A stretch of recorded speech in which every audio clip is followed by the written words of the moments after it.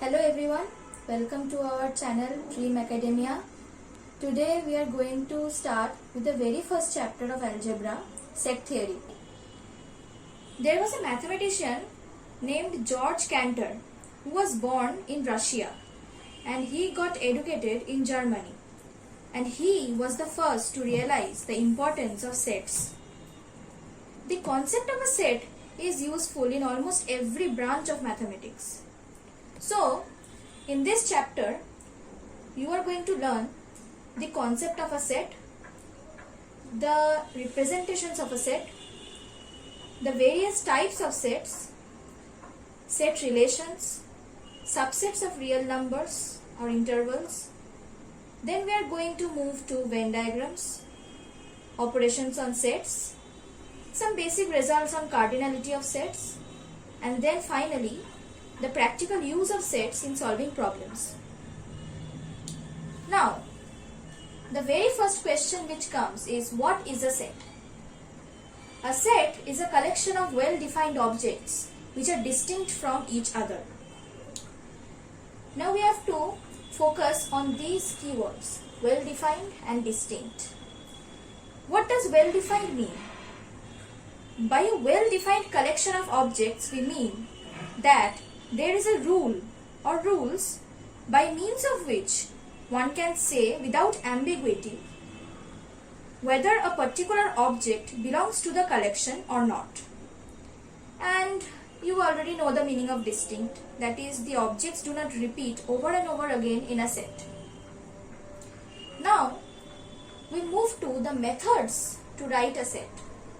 The first method is roster method or tabular method.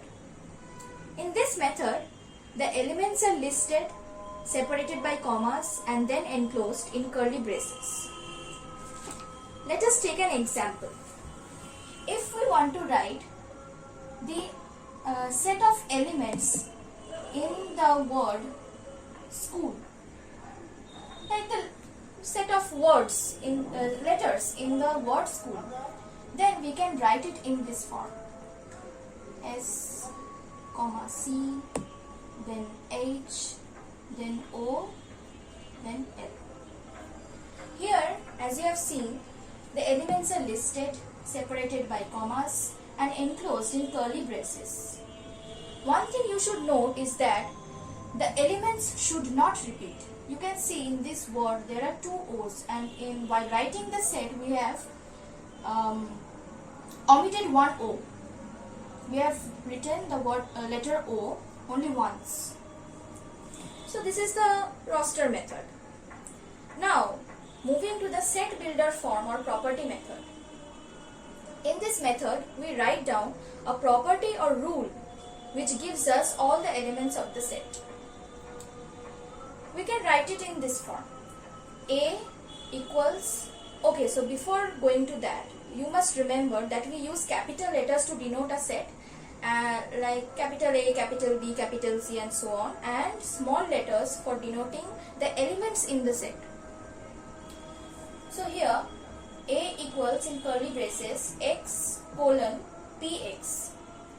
Here px is the property by which x belongs to the set A. This is the belongs to sign. And the colon here represents such that, means x such that px is followed. Now, as we have already gone through these two methods, then we can solve a list of examples. So the first example is, express set A equals x such that x belongs to the set of natural numbers and x equals 2n for n belongs to natural numbers in roster form. So in roster form, what we have learned, that we have to list the elements, separate them with commas and enclose them in curly braces and ensure that the elements should not repeat. So property x equals 2n, we can write the set A as A equals 2, 4, 6, 8 and so on, because the natural numbers start with 1, then 2, then 3. So we have to list all those x for which x equals 2n. So 2 into 1 into 2, and then 2 into 2, then 2 into 3, then 2 into 4 and so on. This goes on. So I guess this is clear. So we can move on to the second example. We have to express the set B equals x square such that x is less than 4 and x belongs to whole numbers in roster form. So here we have to write the set of square numbers, and there are two things we must follow. That is, here x is a whole number, that is it will start with 0, 1, 2, 3 and so on, and it should end in x equals 3 because x less than 4 is given. So we can write the set B as 0, 1, 4, 9. That's it. So here it will be 0 square, which is 0, 1 square, which is 1, 2 square, which is 4, 3 square, which is 9, and then we stop because x less than 4 is given. So we will stop here. So I guess roster form is clear with you all. Then we move on to the third example. Express set C equals 2, 5, 10, 17, 26 in set builder form. So here we have to find a property by which x belongs to A. We have to find an x which follows a property such that this happens.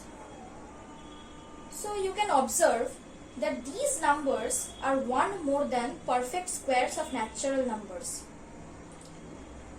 So we can write it as C equals x such that x equals n square plus 1.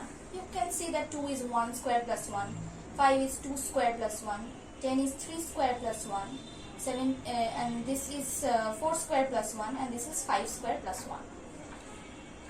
Here n belongs to natural number. Yes, because it starts with 1. N starts with 1. And it goes on till 5. Because 26 is 5 square plus 1. So n lies between 1 and 5. So I hope this is clear. So we move on to the types of sets. The first type of set is null set or empty set. Now what is a null set? As the name suggests, null means nothing. So a null set is a set having no element in it. A null set is also called an empty set or a void set, and it is denoted by phi or just curly braces. The next type of set is singleton set. A set consisting of a single element. As the name says, singleton means single element. The third type is a finite set. Finite means that the set will have only a finite number of elements. It is evident from the name itself. Next thing that we have to learn is order of a finite set. Order means the number of elements in a finite set. It is denoted by OA or NA, and it is also called the cardinal number of the set. For example, if we take a set A which has these elements A, B, C and D, then the order of this set will be NA equals 4, because we have 4 elements over here, 1, 2, 3, 4. So the order will be 4. Next, the infinite set. So like we said the definition of a finite set, that it has only a finite number of elements. The infinite set is a set which has an infinite number of elements. For example, you can take the set of natural numbers. It goes from 1, 2, 3, 4 up to infinity. So it is an infinite set. Next is the definition of equal sets. Two sets A and B are said to be equal if every element of A is member of B and every element of B is member of A. So, if sets A and B are equal, we write A equals B. And if they are not equal, then we write A not equal to B. Next, we move on to equivalent sets. So, two finite sets A and B are equivalent if their number of elements are the same. That is, NA equals NB. So, let us take an example to understand this better. So, we take a set A which has 1, 3, 5 and 7,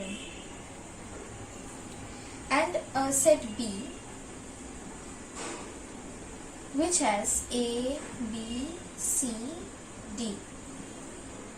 You can see that the order of this set A is 4 because the number of elements in this set is 4. Also, you can see that in this set B, the number of elements is 4. So, by definition, we can see that the number of elements in A is equal to number of elements of B. So, A and B are equivalent sets. Now, a point to be noted is that equal sets are always equivalent, but equivalent sets may not be equal. This is quite evident because equal sets have the same. In equal sets, each element of A is a member of B and each element of B is member of A. So, the cardinality of both the sets is obviously equal. So, equal sets are always equivalent. But as in this example itself, these two are equivalent sets, but the elements of this set is not equal to the elements of this set. So equivalent sets may not be equal. Now we can move on to the example. So identify the type of set. In the first example, we can see A equals x belongs to natural number such that 5 less than x less than 6. Now you can very well understand that there is no such natural number which lies between 5 and 6. So this type of set will have no element in it. So this will be a null set.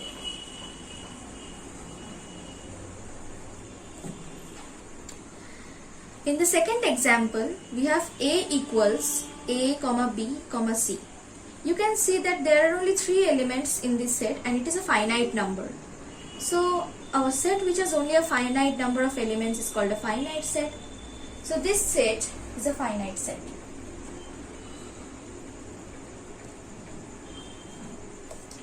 Next, in the third example, we have A equals 1, 2, 3, 4 and so on.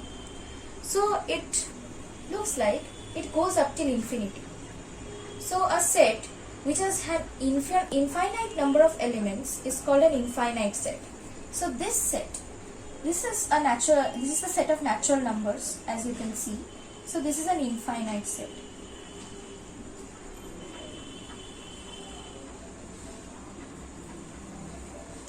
Next, in the fourth example, we have A equals 1, 2, 6, 7 and a set B which has elements 6, 1, 2, 7.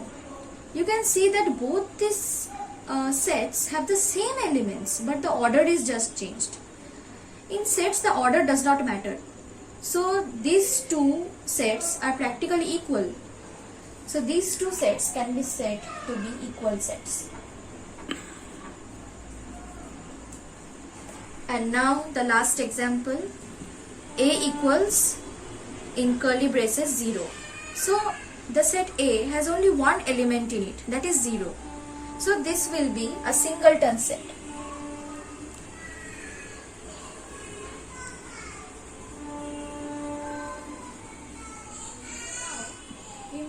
subset and superset. So what is a subset? We suppose that there are two sets A and B. If every element of A is an element of B, then A is called the subset of B and B is called the superset of A.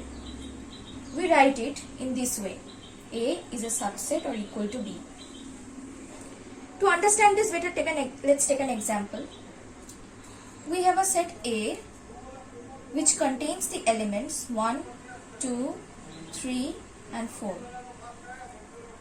And we take another set B which contains 1, 2, 3, 4, 5, 6, 7. Now you can see that every element in A is also present in B. 1, 2, 3, 4 is also present in B. So A will be called the subset of this set B and B will be called the superset of this set A. Now, what if A is not a subset of B? Then we can write it like this. Just cancel it like this. Now, we move on to proper subset. If A is a subset of B, but A is not equal to B, that is A and B are not equal sets, but A is a subset of B, then A is a proper subset of B. We write it like this. We just omit this equal to sign which was here, like here. Then it will be a proper subset. That is all those subsets which are not equal sets. So again, to understand improper subset, we can just see that set A is not a proper subset of A because set A and set A are equal sets. So this is an improper subset. So this is easy. Next, let's come to this notes thing. This is very important. First is every set is a subset of itself. This is true as we have discussed that every set is a subset of itself because every set is equal to itself. So it will be a subset. Next is empty set phi is a subset of every set. Now in mathematics and logic, there is something called vacuous truth. That is, some statements hold because of vacuous truth. Now what is vacuous truth? Vacuous truth is a conditional or universal statement that is only true because the antecedent cannot be satisfied. Now let us take an example to understand this, a practical example. If the statement is considered that all mobile phones in the room are turned off, it will hold true even if there are no mobile phones in the room. This is quite similar to that situation. Phi means there are no elements in this set, null set. So by vacuous truth, the empty set phi is a subset of every set. I think I have made this quite clear. Next we go to the third note. If A is a subset or equal to B and B is a subset or equal to A, this means that A and B are equal sets. Yeah, because every element of A should be inside B and every element of B also should be inside A. So only option left is that both the sets are equal. Next, the total number of subsets of finite set containing n elements is 2 power n. Since an element will be there in the subset or not, has two choices, either it is in the set or it is not. So there will be two choices, and for every element we have 2 into 2 into 2 up to n times. So it makes 2 to the power n. Now, number of proper sets of a set having n elements should be 2 to the power n minus 1. Proper subsets, because in proper subsets we subtract 1 from all the number of subsets, because that one subset will be an improper subset, that is the set itself. So we omit that one, so we get all the proper subsets. Now the last one, empty set phi is a proper subset of every set except itself. So from 2 we have empty set phi is a subset of every set. So it will be this set phi will also be a proper subset of every set, but for itself it will be an improper subset. So this is clear. Now we can move on to the example part. Examine whether the following statements are true or false. A comma B, that is the set A comma B, is not a subset or equal to B comma C comma A. This is not true. You can see that every element of this set is also in this set. So this should not hold true. So this is false. Next, the set A comma E is not a subset of X such that X is a vowel in the English alphabet. This also you know that A comma E are vowels. So this should not hold true. So this is a false statement. Next, the set 1, 2, 3 is a subset or equal to 1, 3, 5. Here you can see that this element 2 is not present in here. So it cannot be a subset of this set, right? So this statement is also false. Now, the last one. This set A, this is a singleton set which contains only one element A, belongs to this set A comma B comma C. So how can a set belong to another set? It can be either a subset or not a subset. If we had written that A, only the element A belongs to this A comma B comma C, this statement would have hold true. But how can a set belong to another set? Right? So this statement is also gonna be false. So I hope whatever I have discussed today is quite clear. You can check in the description box. I have provided a practice problem sheet for you all. And thank you. We will connect again in the next lecture.